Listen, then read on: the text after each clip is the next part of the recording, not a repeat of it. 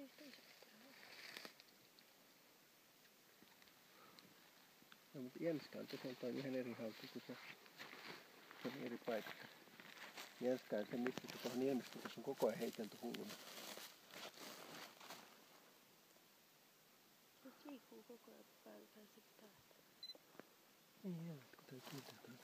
Kato, nyt se saa otteen tänne päähän. Nyt tää on kerikoinnissa. Nyt älä liiku paljon, koska nyt jos me lähdetään sieltä, se korjattua se otteen. Kato, se saa käännettyä sen. Se kääntää sen. Saiko se? Joo, sai. En ole ikinä nähnyt, että sä saat kääntöliikkeen. Miten se sitä syökää? Vitsi, että se käänsi sen taitavasti. Mä ajattelin, että peli on ihan menetetty, kun se oli sen pyrstössä. Mutta mä sanon, toi niin iso kala sille, että se tulee röyhtäilemään se varmaan itsekin ihmettelee, että miten tässä näin kävi.